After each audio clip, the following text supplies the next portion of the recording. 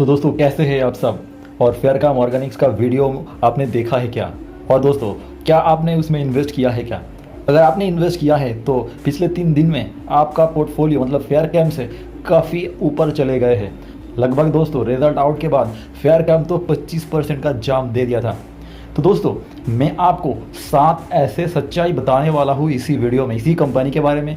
क्या ये मल्टीबैगर साबित हो सकता है जो हाल ही में बहुत बड़े बड़े इन्वेस्टर और बहुत अच्छे अच्छे यंगस्टर मल्टीबैगर निकल रहा है, वो क्या क्या क्या देखते हैं ये एक कंपनी के अंदर। क्या वो सारे खूबियाँ इसके अंदर है। 7 पॉइंट में आज अभी आपको ये कंपनी के साथ लिंक है, क्यों मैं बहुत ही बुलिश हूँ इस कंपनी के ऊपर, वो मैं आपको शेयर करूँगा।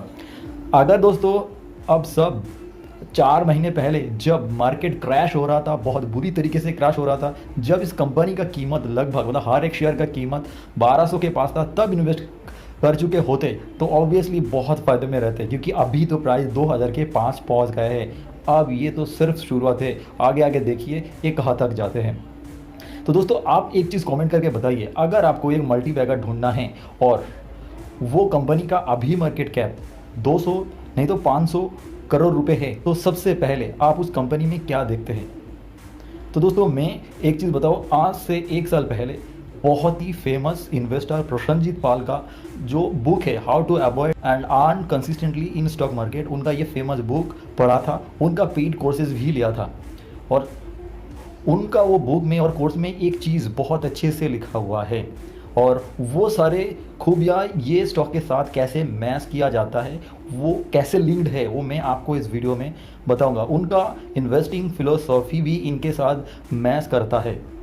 तो दोस्तों पहली चीज़, अगर आपको मल्टीबैगर ढूंढना है जिनका अभी 200 से लेके 500 ये मार्केट कैप के अंदर है, तो सबसे पहले ये जो इन्वेस्टर है सबसे पहले एक ही चीज़ देखते हैं, कौन सी फील्ड में है, क्या बना रहा है, वो सब नहीं देखते। सबसे पहले देखना पड़ता है, जो विजय केडिया जी भी कहते हैं, जो प्रोमोटर है वो हॉनेस्ट है कि नहीं, वो अपने बिजनेस के बारे में क्या सोच रहा है, वो चीज़ देखना बहुत ही ज़्यादा ज़रूरत हो जाते हैं। क्योंकि देखिए वॉरेन बफेट का एक कोट है, अगर आप कोई भी कंपनी का कुछ पोर्शन मतलब कुछ स्टॉक खरीद रहे हैं, मतलब आपका जो एक पार्टनर है जो प्रमोटर है वो और आपका दोनों का यहाँ पे ओपिनियन सेम होनी चाहिए। वो अगर अपने कंपनी अपने बिजनेस में बुलिश है, अगर वो एक्सपेंड करना चाहते हैं, तभी आप माइनॉरिटी शेयर खरीद के वो बिजनेस में हिस्सेदारी लेकर आगे चल सकते, तभी हो सकता है, नहीं तो नहीं हो सकता है। तो दोस्तों जब 16 जून यहाँ पे मार्केट बहुत क्रैश हो गया था, उसके बाद यहाँ पे बहुत बुरी तरीके से सारे स्मॉल कैप और माइक्रो कैप का प्राइस फॉल हुआ था। उस समय में यहाँ पे जो 3 इन्वेस्टर इन्वेस्ट किया था, जो न्यूज़ में आया था, मैंने उस समय में देखा था इलॉन मस्क इन्वेस्ट कर रहा है, वॉरेन बफेट इन्वेस्ट कर रहा है। उसी समय में प्रेम वस्ते जो फेयरफैक्स का होल्डिंग है, उन्होंने बोला था मैं इंडिया के ऊपर बहुत बुलिश हूँ, अपकमिंग 4 to 5 ईयर में मैं यहाँ पे और भी इन्वेस्टमेंट 4 से 5 टाइम्स करने वाला हूँ। अभी अभी उनका ये न्यूज़ बहुत वायरल हो रहा है और आज तो बहुत मीडिया भी शेयर कर रहा है। तो उस समय में किसी ने ये शेयर नहीं किया था। अगर वो उस समय में बुलिश था तो मतलब आप एक तरफ से ये सोच सकते हैं उस समय में बहुत बड़े बड़े इन्वेस्टर ये कम प्राइस में यहाँ पे फेयरकाम जैसे कंपनी जो अच्छे पोटेंशियल है उनमें खरीदारी किया था। क्योंकि कौन बेच रहा था, जिनके पास नॉलेज नहीं है, वो कौन है, वो है हम सब रिटेल वाले। अब वो मैं आपको दिखाऊंगा, जो फेयरफैक्स का होल्डिंग जो प्रेम वस्ते जी है, वो जितने सारे ग्रोइंग कंपनीज है उसमें इन्वेस्ट करते हैं, और उसमें एक बहुत बड़े पोर्शन यहाँ पे फेयरकाम में आने वाला है। तो यहाँ पे एक बहुत बड़े लिंक्ड हो सकता है, वो यही है जो ये कंपनी का कैपेक्स प्लान और भी बढ़ सकता है। तो देखिए दूसरा पॉइंट बहुत ही वाइटल होता है, मैं यहाँ पे माइंडट्री के साथ एल&टी ग्रुप का लिंक करूँगा। देखिए माइंडट्री का यहाँ पे बहुत बड़े प्रोजेक्ट मिलना कब शुरू हुआ, मल्टीफोल्ड होना कब शुरू हुआ, जब वो एल&टी ग्रुप के अंदर गया। क्योंकि एल&टी एक बहुत बड़े ग्रुप था, वहाँ पे अगर आप उसी कंपनी का सारे के सारे प्रोजेक्ट कर सकते हैं, साथ में उनका जितने सारे क्लाइंट है उनका प्रोजेक्ट भी ये कर सकता है। जिस तरीके से टाटा ग्रुप का हर एक सारे के सारे चीज़ कौन करता है, टाटा एलेक्सी करते हैं। तो जिस तरीके से रॉकेट बन रहा है और सारे जगह पे उनका चर्चा चल ही रहा है, तो दूसरी तरफ यहाँ पे ये चीज़ मैं क्यों लिंक कर रहा हूँ, यहाँ पे अगर एक अच्छे प्रोमोटर है जिनका बहुत बड़े नाम हैं, तो उनको बहुत बड़े बड़े कंपनी के साथ ऑर्डर करना पॉसिबल हो सकता है। अभी कुछ इस तरीके से लिंक करिए, आप अपना मोहल्ले पे बहुत ही फेमस है तो सारे लोग आपको ही ट्रस्ट करेगा ना। अगर कोई नए बंदा आएगा तो क्या उनको ट्रस्ट करेगा? बिल्कुल भी नहीं। कि जिनका वैल्यूएशन है, जिनका बचपन से लेकर एक कोई भी चीज़ में एक्सपर्टाइज है, उसमें उस बंदे के ऊपर ट्रस्ट करता है। उस बिज़नेस में कोई भी चीज़ है, अगर हम देखिए, अगर आप कोई भी सामान खरीदते हैं, हम जो जो दुकानदार है उनको ट्रस्ट करके खरीदते हैं। प्रोडक्ट में क्या है उसमें नहीं, वो तो कुछ भी हो सकता है, बट मेनली हम वो जो दुकानदार है उनको ट्रस्ट करके हम उस प्रोडक्ट को खरीदते हैं। तो मेनली जो माइक्रो कैप कंपनीज है उसमें हम ज़्यादातर यही देखते हैं, जो प्रोमोटर है वो अपने बिजनेस के बारे में बुलिश है कि नहीं। सेकेंड चीज़, थर्ड चीज़ जो मैंने आप लोगों को पहले ही बोला था, यहाँ पे कौन बाई कर रहा था? देखिए, बाई कर रहा था यहाँ पे FII बाई कर रहा था 2 क्वार्टर पहले। यहाँ पे FII बहुत बुलिश हो गया था, यहाँ पे बल्क प्रोडक्ट खरीदा गया था, उसके बाद यहाँ पे DII भी खरीदा था। तो जो वीक हैंड है, वीक हैंड से वो लोग अगर यहाँ पे स्टॉक निकालना चाहते तो बहुत कुछ करते हैं। ये हम टेक्निकली देखेंगे किस तरीके से इन लोगों ने किया था। इन लोगों के पास पूरा इन्फॉर्मेशन था, ये लोग कुछ भी कर, मतलब जो प्राइस होना चाहिए था नॉमिनल प्राइस, उससे भी नीचे खरीदने के लिए खुद ही आप ऊपर से प्राइस को बेच देते हैं ताकि रिटेल वाले डर जाए और वो अपना वीक हैंड यहाँ पे रिमूव कर दे, और उसी तरीके से उनको वो सारे स्टॉक भी सस्ते में मिल जाए। तो ये सारे के सारे चीज़ यहाँ पे हुआ था। तो ये 3 पॉइंट है, और टेक्निकली मैं आपको 2-3 पॉइंट दिखाऊंगा, और साथ में और भी कुछ पॉइंट्स है जो आपको स्क्रीनर में जाके दिखाना ज़रूरी है, ताकि आपको लगेगा ये अभी 2000 का प्राइस नहीं, अपकमिंग कुछ ही दिन में ये प्राइस 3000 नहीं तो उसके ऊपर चला जाएगा। सिर्फ क्या ज़रूरत है आपको यहाँ पे टिक कर खेलना है, और आपको हर डीप में बाई करना है, क्योंकि आपको मिल रहा है एक बहुत ही सुंदर यहाँ पे प्रोमोटर जो आपको लॉन्ग टर्म का वैल्यू समझते हैं, और खुद वो यहाँ से पैसा जनरेट करेगा। अगर आप उनके साथ रहेंगे तो आपको भी पैसा मिल सकते हैं। तो एक बार थोड़ा सा हम स्क्रीनर में जाएंगे, और जो पिछले 1.5 साल से जो मैं ये जो कंपनी का जो चार्ट है इनका, मतलब लगभग हर एक दिन में लेके बैठता था, अभी भी बैठता हूँ, तो क्या चल रहा है हर एक दिन वो मुझे पता है। तो वो मैं आप लोगों को थोड़ा सा ब्रीफली समझाने का कोशिश करूँगा, ताकि जो 4 महीने पहले मैंने कैसे आइडिया लगाया था इस कंपनी का प्राइस घट रहा है फिर भी ये इम्प्रूव हो सकता है, और जो 2 दिन पहले जो हुआ था, 2-3 दिन पहले जो हुआ था, वो चीज़ भी मैं आपको सबूत के साथ बताऊंगा, ताकि आपको पता चले कैसे मुझे पता चला था। अगर रिजल्ट अच्छा आने के बाद इसका प्राइस रॉकेट हो सकता है, और ये सिर्फ शुरुआत है, आगे आगे देखिए होता है क्या।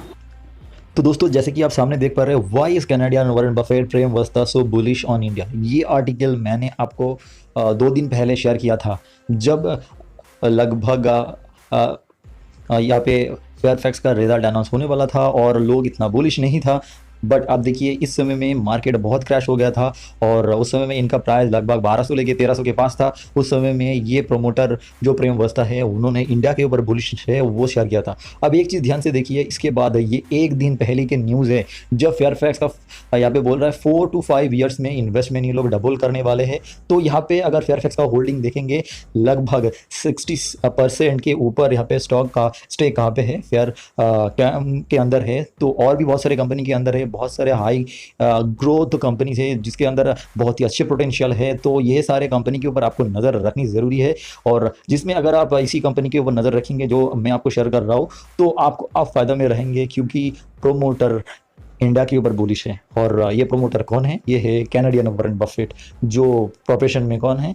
ये एक बहुत अच्छा इन्वेस्टर है जिनको मल्टी बैगर निकालना आता है। फिर दोस्तों, ये स्पेशली आपको देखने को मिलेगा। ये प्रोफेशन में क्या है? प्रोफेशन में एक IITian है जिसका पास केमिस्ट्री का बहुत अच्छे नॉलेज है, और हम जानते हैं जो बहुत बड़े कंपनी का नाम हम बोल रहे हैं, वो यहाँ पे क्लाइंट जो मेन कंपनी के साथ लिंक्ड है वो है एशियन पेंट। और बहुत सारे जो अभी अपकमिंग कंपनीज है जो पेंट इंडस्ट्री के साथ रिलेटेड है, ऑयल के साथ रिलेटेड है, फूड के साथ रिलेटेड है, कॉस्मेटिक के साथ रिलेटेड है, उन सारे कंपनी एक एक करके अगर ये फेयरकैम का कस्टमर बनते हैं और जिस रफ्तार में ये इन्वेस्ट करने की बात कर रहा है, तो बहुत बड़े बड़े डील अपकमिंग समय में, and obviously long term deal अगर ये महान इंसान कर देते हैं, तो जो पिछले वीडियो में मैंने आपको बोला था, ये कंपनी फाइन ऑर्गेनिक ज़रूर बन सकता है। ये फाइन ऑर्गेनिक बन सकता है, वो ओलियोकेमिकल में सुपर बुलिश है, और इनके पास वो ताकत है, ये महान इंसान के पास वो ताकत है। आप इनको ट्रस्ट कर सकते हैं, और यहाँ पे जब सारे लोग बेयरिश थे तब ये क्यों बुलिश था, वो मैं आपको बाकी सारे चीज़ यहाँ पे दिखाता हूँ। जो छोटी कंपनी में यहाँ पे इंपॉर्टेंट होते हैं वो है दोस्तों, जो आपका प्रोमोटर क्या सोच रहा है अपने बिजनेस के बारे में, और उस कंपनी के ऊपर अगर DI या RFI का इंटरेस्ट बढ़ रहा है तो वो किसके लिए बढ़ रहा है, क्या वो शॉर्ट टर्म के लिए बढ़ रहा है ना लॉन्ग टर्म के लिए बढ़ रहा है। ऐसे में आपको जो DI जो FII इन्वेस्ट कर रहे हैं उनके करेक्टरिस्टिक्स भी देखनी चाहिए। वो इससे पहले जो सारे कंपनी में इन्वेस्ट किया था उनका रिजल्ट 5 साल और 10 साल में क्या हुआ था। तो अब मैं ज़्यादा डिटेल में नहीं जाऊँगा। अब जिसने इसमें स्टेक बनाया था मैसेज इंस्टीट्यूट ऑफ टेक्नोलॉजी, किस तरीके का कंपनी में इन्वेस्ट करते हैं और कौन सी प्राइस में इन्वेस्ट करते हैं, जो मैंने प्रीवियसली बोला था। अब देखिए छोटी मोटी डील नहीं था, ये बहुत बड़े डील था, 100 करोड़ का डील था 1875 में। मतलब अगर आप देखेंगे ये लगभग 10 महीने हो चुका है, अभी इनको रिटर्न मिलना शुरू हुआ है। तो ये लॉन्ग टर्म चलने के लिए तैयार है। क्या आप चलने के लिए तैयार है, वो आप कमेंट में बता सकते हैं। अब एक ये चीज़ तो आपने देख लिया है, अपने ये ऊपर ऊपर में देखकर ये डिसीजन ले रहा है। अब थोड़ा सा डिटेल्स में जो टेक्निकल जो है वो मैं आपको दिखाऊंगा। इसका बैलेंस शीट ये मैंने पिछले कई वीडियो में शेयर किया है, ज़रूर आप देखिए वो सारे वीडियो ताकि आपको और भी कॉन्फिडेंट आएगा। चलिए, बट जो मैं पिछले कई मतलब महीने से इनके हर एक दिन जो टेक्निकल देखने का कोशिश कर रहा था, जो ऑपरेटर क्या सोचता है क्या करने का कोशिश कर रहा था, वो मैं एक एक करके आपको दिखाऊंगा। और आपको लगेगा इनके साथ जो पॉइंट है ना, ये जो क्वार्टरली रिजल्ट का ऑपरेटिंग में जो चेंजेस आते हैं, OPM में जो चेंजेस आते हैं, उनके साथ क्या चेंजेस हो रहा है, क्रूड के साथ क्या चक्कर आ रहा है, मतलब पॉइंट बाय पॉइंट आपको लिंक करना पड़ेगा, तभी जाके आपको वो चार्ट मतलब पिछले जो 1 साल का लगभग चार्ट बन रहा है ना, तो हर एक पॉइंट मुझे याद है क्योंकि मैं बहुत पूरा मतलब बहुत पहले से इनके साथ रिलेटेड हूँ। तो चलिए एक बार देख लेते हैं। तो मैं आपको यहाँ से दिखाता हूँ, जब यहाँ पे एक फ्रेश ब्रेकआउट आया था, ये आप देख सकते हैं, ये जून के महीने में। इस समय में इंडिया में बहुत बुलिशनेस चल रहा था। जिस तरीके से अभी FII हर दिन पैसा इंडियन मार्केट में इन्वेस्ट कर रहा है, उसी तरीके से यहाँ पे इन्वेस्ट हुआ था। इस समय में क्रूड का प्राइस कम था और हर एक कंपनी अच्छे रिजल्ट पब्लिश कर रहा था। तो दोस्तों चाइना यहाँ पे प्रॉब्लम में फंसा था और यहाँ पे आपका बहुत डिमांड था और सारे कंपनी, और इस तरीके से आप देख सकते हैं अर्निंग भी यहाँ पे ज़बरदस्त आया था। यहाँ पे अब देखिएगा इस क्वार्टर का रिजल्ट और उसके बाद देखिए किस तरीके से ये बूम हो गया था। ठीक है, अब देखिए यहाँ पे लगभग 1600 के पास हो गया था। फिर आप देखिए यहाँ पे जिस तरीके से इसी कंपनी ने कंसोलिडेट किया है, और इसके बाद आप देखिए ये यहाँ पे एक चीज़ देखिए, रिजल्ट लगभग सेम आया था और उसके बाद फिर भी यहाँ पे थोड़ा बहुत कंसोलिडेट करने का कोशिश किया था। अब जब यहाँ से मार्केट से पैसा निकलना शुरू हुआ तो क्या हो गया, तब यहाँ पे बार बार वो नीचे गिरता रहा, फिर यहाँ पे अच्छे करने का कोशिश किया था, अच्छे करने का कुछ। अब एक एक चीज़ यहाँ पे देखिए, जब इनका अर्निंग आता है तब क्या होता है, अर्निंग लगभग अच्छा आता था, और वो जैसे मैंने प्रीवियसली भी बोला था ये 10% दे देता है, 2 दिन रिटेस्ट करता है, फिर तीसरे दिन फिर से 10% दे देते हैं। ये सारे फ्रेज मैंने देखा है। तो उसके बाद ये जो घटिया दिन आया था, जो मैंने प्रीवियस वीडियो में बोला था, ये 20% के लगभग फॉल हुआ था, क्योंकि इस समय में क्रूड का प्राइस बहुत बढ़ गया था, रॉ मटेरियल का चक्कर हो गया था, और ये था आपका फाइनल क्वार्टर 4, तो उसमें इनका बहुत बड़ा घाटा हो गया था। अब क्रूड का ये जो प्राइस बढ़ा था, 2 चीज़ हो सकता था। 2 चीज़ क्या हो सकता था, एक तो डायरेक्ट कंपनी जो मेन कस्टमर है उनको पास ऑन कर दे। इनका मेन कस्टमर कौन है, एशियन पेंट्स, बट ये छोटी कंपनी के साथ इस तरीके का डील नहीं था। बट इन लोगों का डील कैसा है, अगर आप सुनेंगे मैनेजमेंट को, तो ये लोग 2 से लेकर 3 महीने बाद ये पास ऑन कर सकता है। थोड़ा सा बर्डन खुद को ऊपर लेना पड़ेगा, थोड़ा सा जो इसका क्लाइंट है उनको पास कर सकता है।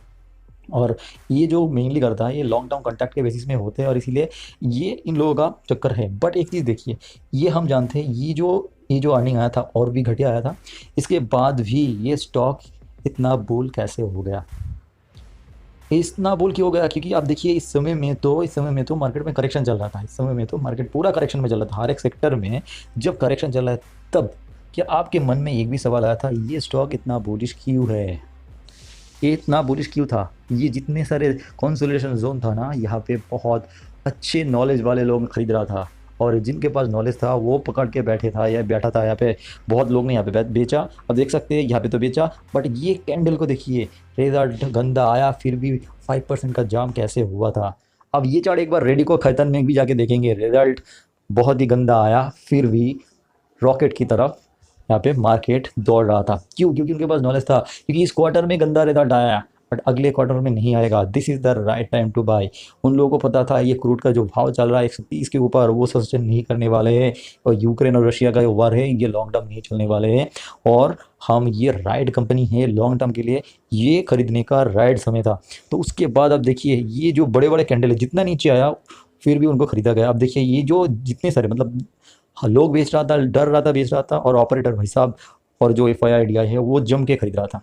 अब उसके बाद ध्यान से और एक चीज़ देखिएगा, ये जो जंप आया, ये जो जंप आया, अब देखिए जैसे कि मैंने उस दिन वीडियो में बोला था, यहाँ पे क्या हुआ था, यहाँ पे एक दिन ये जो 20% का फॉल हुआ था, ये जो फॉल हुआ था ये क्यों हुआ था? ओपीएम गंदा आया था।